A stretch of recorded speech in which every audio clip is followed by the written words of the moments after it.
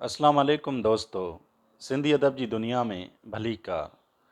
दोस्तों, पाण अॼु शुरू करे रहिया आहियूं इन चैनल जे ज़रिए हिकु नओं सिलसिलो सिंधी किताबनि जो तारुफ़ यानी उन्हनि जो रिव्यू अव्हां जे अॻियां पेश कंदासीं।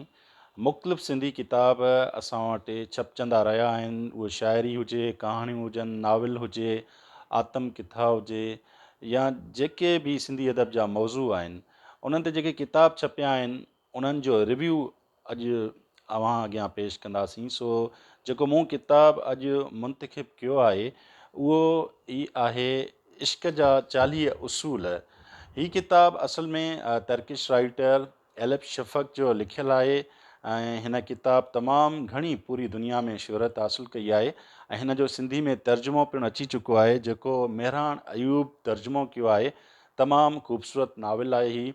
ऐं मां तव्हांखे ॿुधायां त हीअ नाविल असल में सूफ़ी इज़म ते लिखियलु आहे। ॿ किरदार आहिनि सूफ़ी जेके रहिया आहिनि दुनिया में, मौलाना जलालुद्दीन रूमी ऐं शम्स तब्रेज़।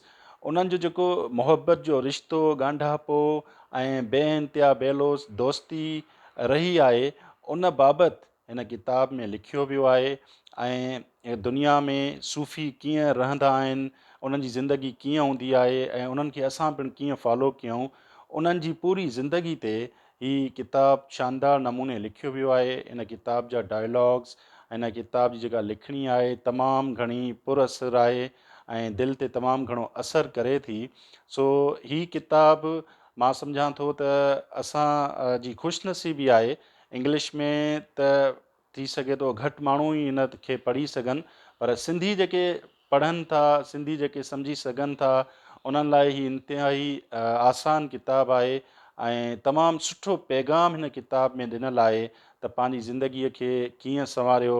या सूफ़ी जीअं दिलि में बुग़्ज़ न आहिनि रखंदा, हसद साड़ न आहिनि रखंदा, कंहिंसां जेलस न आहिनि हूंदा।